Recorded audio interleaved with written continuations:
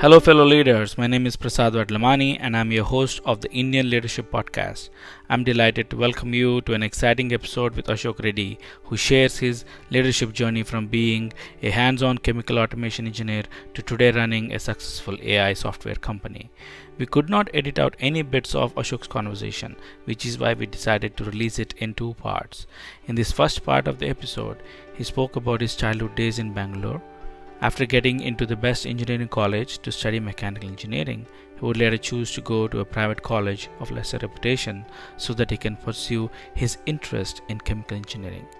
He shared stories of immigration, higher education, and multiple jobs before he entered into the full-fledged development of software products. Welcome to Indian Leadership Podcast. Today we have Ashok Reddy as our guest, and it is my honor to welcome you here, Ashok. Great to be here, Prasad. Thanks for having me on the podcast. Yeah. A brief introduction of Ashok is he's currently a CEO of Digital.ai, and prior to this role, he worked as a senior executive in multiple companies at Broadcom, CA Technologies, IBM, Rational Software, and Novartis. He was also a founding commissioner and board member of UN Blockchain Commission. He holds bachelor degree in chemical engineering from Bangalore University in India, master's in chemical engineering from University of Alabama, MBA from Santa Clara University, and quite impressively, he has most recently done another master's in computer science from Georgia Tech. Ashok, welcome again. Great to be here, Prasad. So do you want to start off anything to add on to it or kick off this meeting, or should we just jump into the questions? No, that's fine. I mean, I think my background, I always think about me as a lifelong learner, and I also pride myself in my running marathons. So when people talk about me, I like to think about myself as a person who's continuously learning, as well as I think running marathon and running is my passion. So your article on IDG Connect of how to be ready for C space, that was very fascinating. It completely gave the true impression that you are a lifelong learner, not only in getting finishing these degrees from accredited universities, but also about certifications in PMP or safe agile procedures, etc. And also your passion for marathons and focus on health. This is truly a wholesome package of in that interview. So thank you for that. I could simply read that and have a great podcast about you. So it was very well done. Thank you for that interview there. So please tell us about your childhood and growing up in India, who influenced you as a kid, and what were your aspirations that led to the path of education? Yeah, no, I think, I was originally from Bangalore. I was born and raised in Bangalore, India.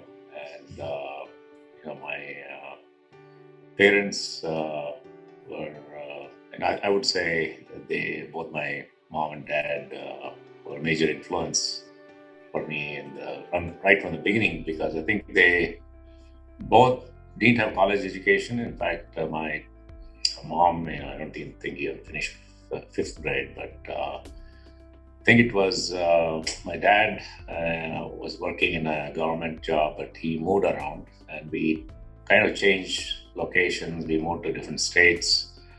So ended up having to learn different languages.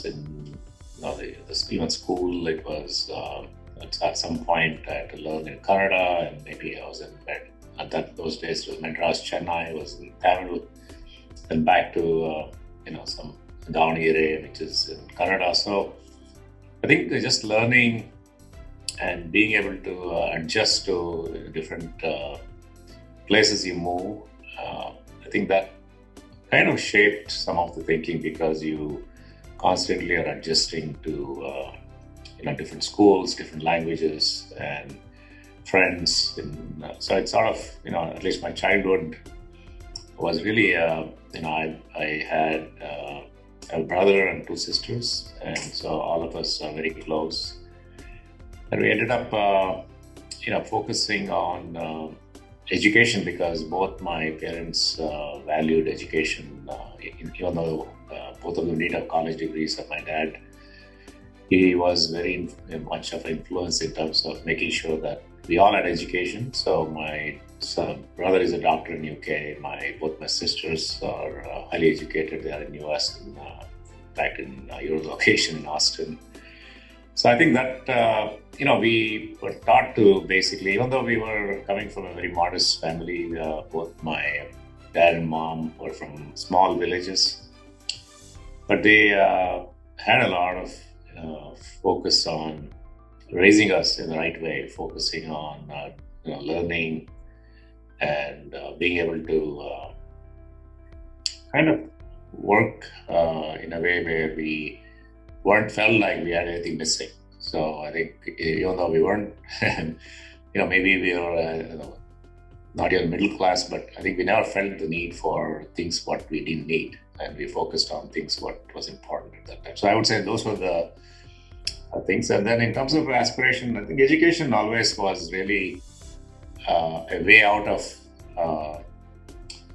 depending, because my dad was working in the government and he would depend on month-to-month income and a lot of constraints. So I think part of it was really, the more education you have, and we've seen some of the examples of people who are very successful, were highly educated. And so I think that was really the aspiration, was the more you learn, the better you are. You're not dependent on anybody else, on your own skills. So I think that I would say is a summary of at least my upbringing and my family, my parents being the inspiration.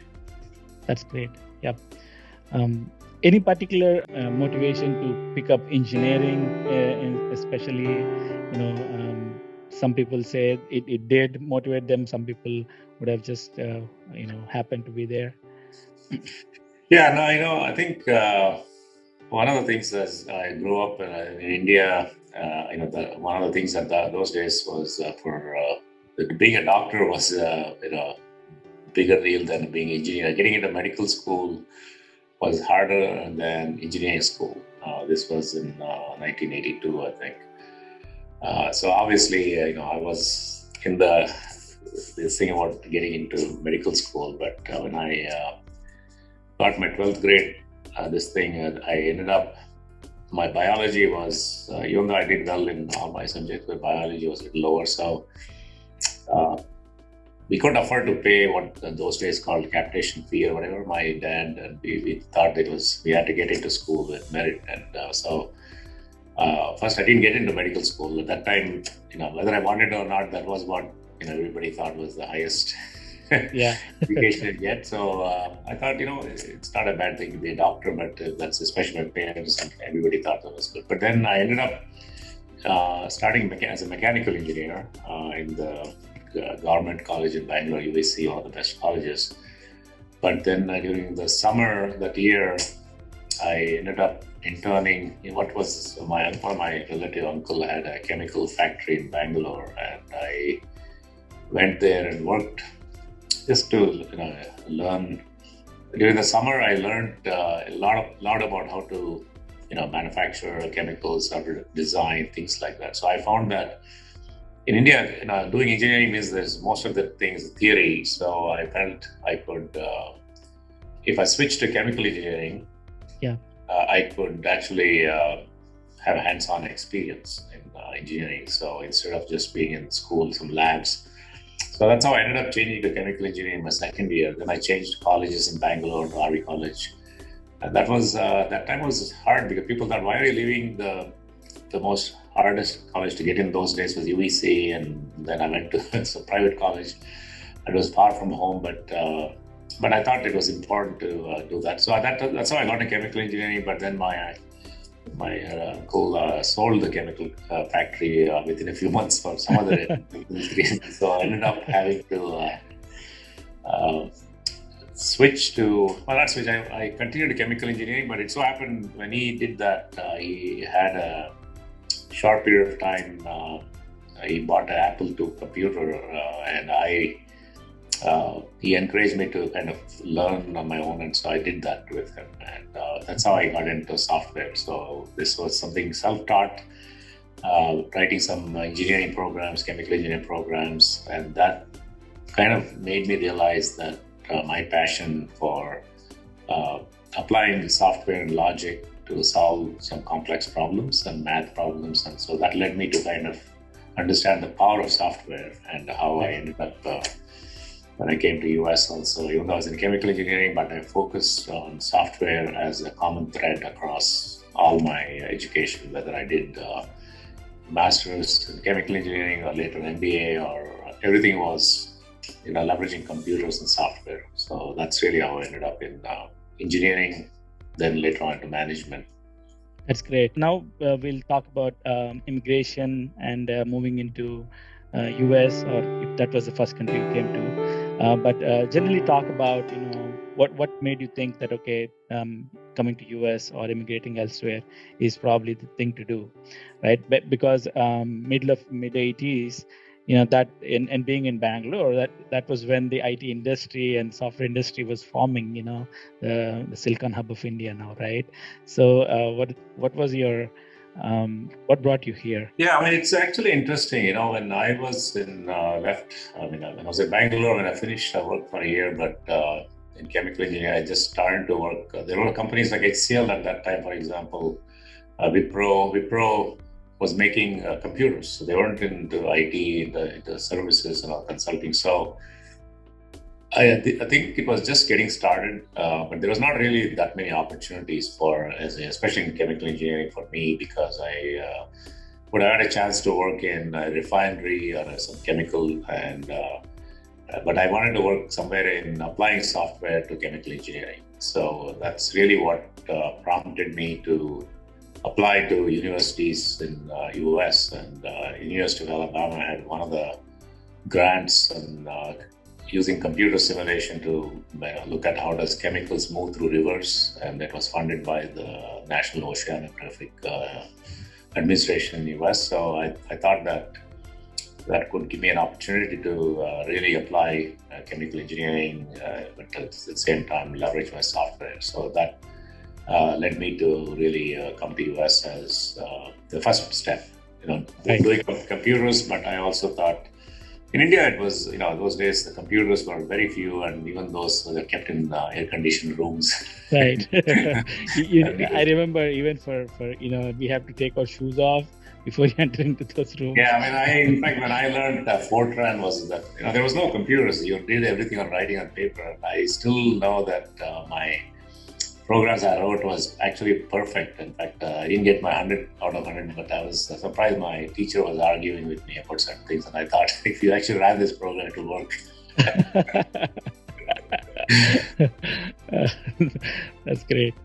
And when you came to US, what you finished your master's, and is there anybody that helped you settle down and teach the life here, or and getting adjusted into this? Can you talk a little bit about that experience?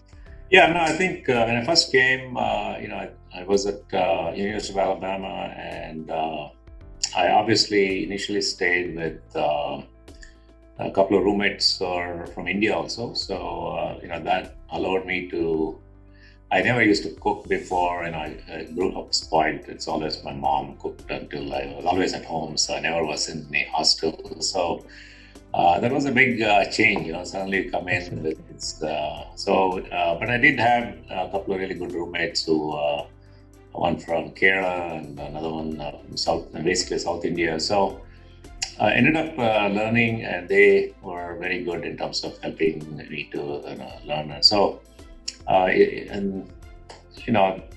Alabama also had some of the other students. I had a very good friend of mine that's from Malaysia, and so we ended up be going to the football games, and I never really American football. I didn't know it, but I love football now. I follow Alabama football and for many years. But that kind of just growing up, we all followed cricket and I played cricket, but here able to transition to that sort of sports and having people who we can work with. And then I think in a master's program, it keeps you busy. You are doing a lot of interesting things, and that's how I got adjusted. I think it was really some of the people from India, but also, the university itself was really good. I mean, they were very accommodative in terms of helping students coming from abroad. They had a program to help them get used to it. And I still remember going to the grocery store the first night I was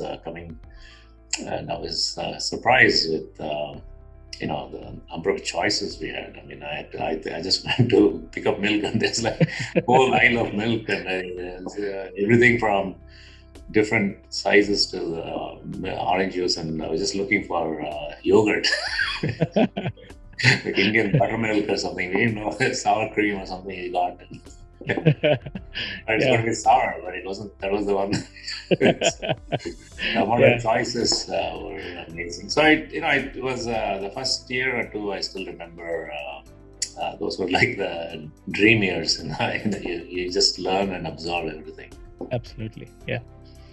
And what was the reason that you felt like, okay, I can stay back here? I mean, I think, in my case, I never really came here to say, okay, I'm going to do it for a short time and go back or whatever, because it was more, the opportunity for me was to, do something here where if I can get a job where it's because of my ability to do it or the type of things I want to do. And I think that was really the big difference why I came to US, because in India, I think right now I think it's changed. Obviously, there's so much opportunity. Yeah. People can do things based on their ability. But I think in the past, many times, it became who you know versus who you are, right. At least what you know, right? And who you are in India sometimes starts with your last name. In fact, I didn't have my last name as Reddy when in India, because my dad felt like people should know that we should. Reddy is a caste, it kind of is. I thought that it's in some cases a disadvantage, some cases advantage. But why should people know about what it is? So it was I have a story later. If I get a chance to tell you how when I changed to Reddy, because I was. My middle name now, it was my last name. So anyway, I think I stayed back in the sense it was never really, let me come here for some time and go back or whatever. It was more, if things didn't work out, I didn't like being here or whatever, then I would have done that. But I think the opportunity here was always increasing, and I was only learning and growing. And so I think it really never occurred to me that I had to go back. Sure. Now we can switch into the career and growth of career section.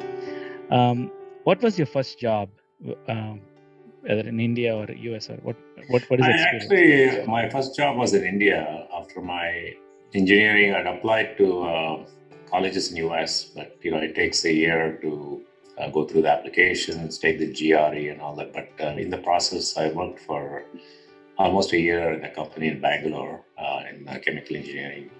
I'm actually doing that, the computer which I had been working on Apple, that was sold to this company, and I ended up programming and developing software for that company. So, and I still remember my pay was 1,000 rupees per month. I don't know, what is it? It's like less than $20 a month. Yeah, but back then, I think the dollar rupee was like 25, right? Maybe, yeah. 25, still, 30, yeah. $30, yeah. 87, 88. It's not that. Yeah. Still not. But then after I got admission, I ended up coming to US. But then in US, my first job was, obviously I was a teaching assistant in Alabama, a research assistant. So I did some work there, but that was part-time. My first job was at Ciba-Geigy, which became Novartis, and I was in Alabama for several years, where I was industrial automation engineer. So I ended up programming control systems to basically how do you manufacture chemicals. And so that was my first real-world experience in terms of actually doing something which controlled things in the chemical, running 24/7. And I remember, if you remember, Bhopal was a big accident in India when the chemical blew up. So, those things already, I used to worry about those things, like, what do you do the software has to be, if you write just software is one thing, or simulation or solving problems, but if you're writing software or computers to control how the reactors work, and you're mixing chemicals and pumping things, and you're putting people at jeopardy, and it used to run 24/7. And if you do the wrong thing, and it could cause explosions. So I think that forced me to really become a better engineer and software. Then I started to do testing. Is more like what we call the water batching. Yeah. So you have to run water or air batching through when you test it, you have to run that through the chemical things. So when you start the pump and without actually chemicals, and you go through and check all the logic and make sure it all works. So it was very rigorous. So I kind of learned a lot in that first few years to how do you not just apply software. It's not just about programming things, and it's really about making real things and what we call Internet of Things. I had to know about sensors, and I had to electrical work, connect things, and being able to measure things. So I was able to do all the things now what we are calling Internet of Things, software, hardware all together. And my first job was really where I did that. Yeah. Okay, fascinating. I mean, that's probably the building blocks of automation and using software, right? And now I think digital.ai is probably just a twin of that, right? Yeah, no, I think it's definitely my title was Automation Engineer 1, and then I got promoted. It was Automation Engineer 2. So it was not back in the day, probably it was not as hungry for titles or the title craze out there. Right now it's all about title craze. Engineer, senior engineer, and then you want to be principal, and then a director, all those, chasing those titles. And I actually feel like people are doing themselves a disservice by doing that, because companies just give you title and won't even increase your salary. They're like, okay, here, take your title. Some companies do that, not all of them. But yeah. No, I agree. I mean, I think in my that IDG, I talked about it because that's one of the things I look for people when I interview also, because I think people get carried away with the title, but I think people who really focus on what their actual responsibility is, how much they contribute. So that's what I've done many times. But our ego comes in the way. I mean, it's sometimes we always think about from others' perspective, right? I mean, I remember it's especially in India, it matters because when you tell your parents or your relatives who you are, if you just say you're automation engineer or now on or somebody, then they'll be talking about you in India, and they'll be comparing notes and says, "Oh, my son is, my daughter is this," and so it's more, that in that context is where we all kind of wonder. Yeah. Yeah, I think that is there even in US now, because I mean, I admire companies like Netflix. My friend who has like 20 years of experience, when recently he left Netflix, but his title was software engineer, and I asked him, what is it? He said, no, that's it. That is the title. It doesn't matter whether you have 10 years of experience or whatever, but the title is just that, right? So they have a way of, rewarding internally and keeping their people. How do you define your career and progression of that? My career is definitely very non-linear, but I always think that,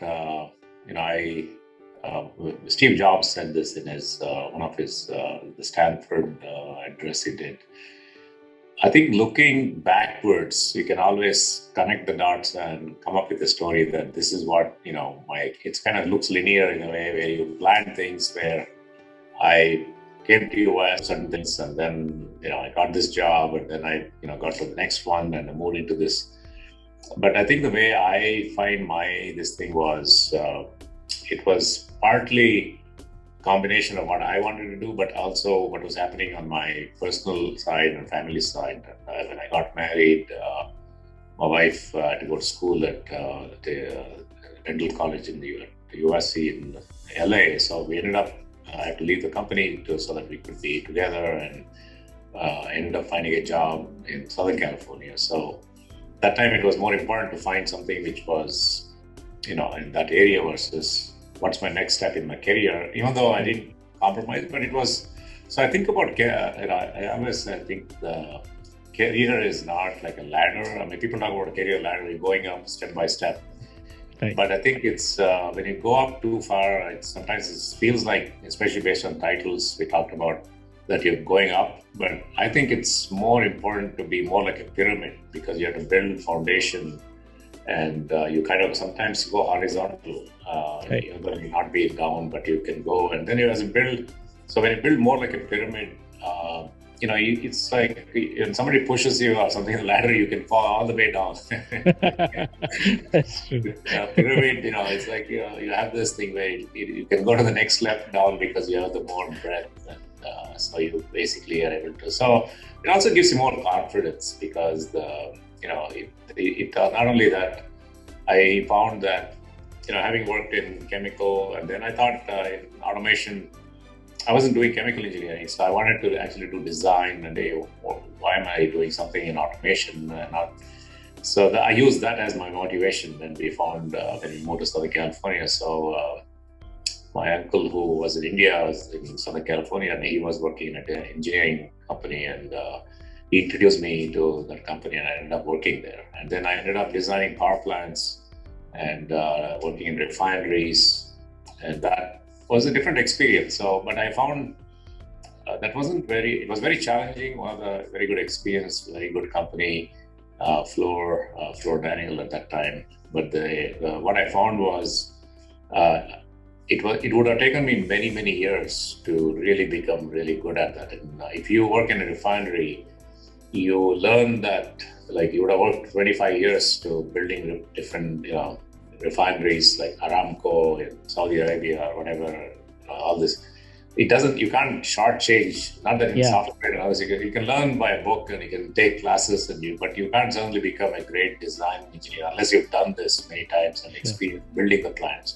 In terms of the design, so what I found was if you don't have that experience, so I'm that's one of the things. I'm impatient. I always learned that patience is the mother of all virtues, they say. And for me, that was the hardest one. My patience, sometimes, I always found that I didn't have as much patience as much I should, because sometimes it takes time. Yeah. So in this one, I ended up changing jobs because I had moved to LA, and my wife was finishing up school, and we had also children. Both my children were born there. So, but in the process, I got this opportunity to go to Honeywell, where they were setting up a new automation group. And it was something where in the first job, I did automation, but it was in one company. So the projects were, you just have to manage the company and the automation, but only if some new stuff comes, some changes, but not new projects or new design. This one, Honeywell allowed me to work in different new things where you develop a proposal. In fact, I designed a system for San Diego naval dock, where they bring submarines, and when you want to repair submarines, it's called a graving dock. So you have to open a big gate, you bring the submarine, you close the gate, and then you pump all the water out. Then the submarine is repaired for months. Yeah. So you come in with a control system for it. You have to go and scope it and design it and test it. And I had to go to, I worked on in those days, I had to design a paging software for US Pearl Harbor. I had to fly to Alaska for one of the projects at BP it's called Dead Horse. I flew in a plane to go and repair some Honeywell control systems in the North Sea, where it doesn't get dark. It was already. It was surprising. I was like, there's no dark in the summer months. So, but anyway, that was, that's where I found I did all this work. And what I found was the people in Honeywell product teams used to reach out to me, because I had built this team which was designing all this based on the product Honeywell had, control systems. But then they were taking input from me to what they need to have in the product. And so I found that, I wanted to be in software instead of being implementing as an application engineer. So I was automating based on the software I already got with hardware. Whereas I wanted to be in the product side. So that's when I decided. And so happened my wife again. She was working in a startup for the first company where they make invisible braces in Bay Area. So we relocated to Silicon Valley at that time because of her. Mm-hmm. And then within Honeywell, I found that I was doing these things for a few years, but I got bored. Okay, leaders, here is where we wrap up. And in the next part, we'll learn about Ashok's software product development journey. Have a great time.